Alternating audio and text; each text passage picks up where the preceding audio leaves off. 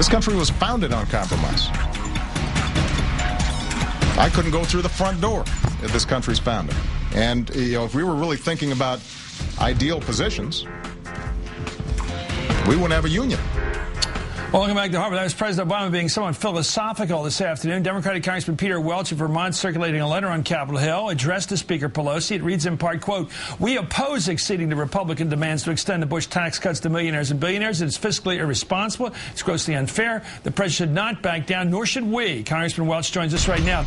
Basically, if you could take a minute, Congressman, lay out the alternative, not just the bellicose opposition to the president. Everybody's doing that now on the left, the progressive roots. But just tell me, how would you proceed between now through the rest of December, through however long it took? How would you fight this fight, if you will? Well, the president said that the American people agreed with him that we shouldn't be going on the credit card to extend tax cuts to millionaires and billionaires. And I think he should have hung in there. We're in the seventh inning. And tell me that route and where it goes. Lead him. Tell him where the president should have gone.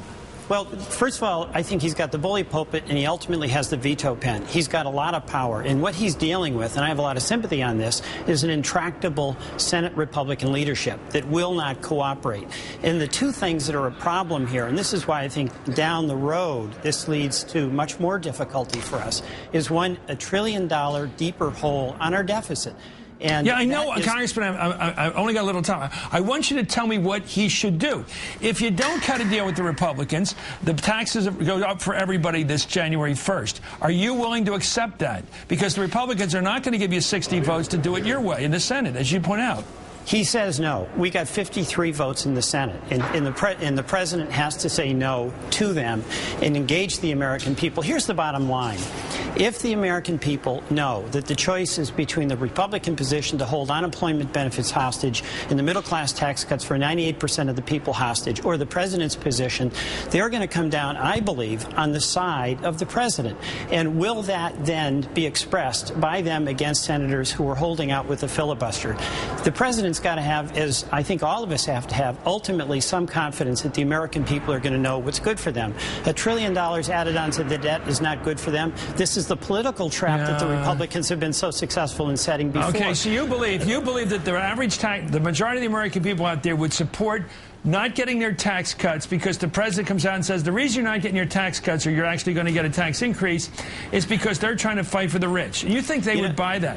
You know, Chris, I think the American people are getting pretty cynical about what's going on here, because this is an absurd situation where literally 98% of the people would get a tax cut under President Bush or under President Obama's plan, and the Republicans are holding it up. And then we blink. I think we blinked too soon. There's a couple more innings in this game.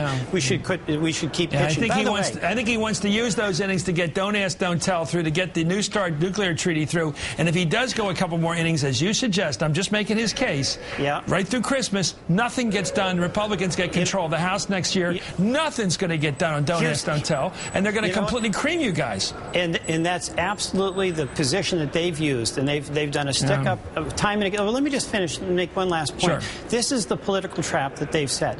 And before the ink is dry on this deal that they've demanded, the Republican leadership will accuse the president of being a budget buster, fiscally reckless, and accuse him of adding $1 trillion to the deficit. And just look at what John Boehner's doing. He's saying, let the Democrats do the dirty work. He's not even telling the president he'll get the votes to get this passed. That should tell us something about what's going on. We're going to be watching that. Sorry, Congressman Welch, we're going to be watching the House for the next couple weeks to see if he does get the 218. I always like to remind people it takes 218 to do anything. Thank you so much for joining us. Happy Christmas to you, sir.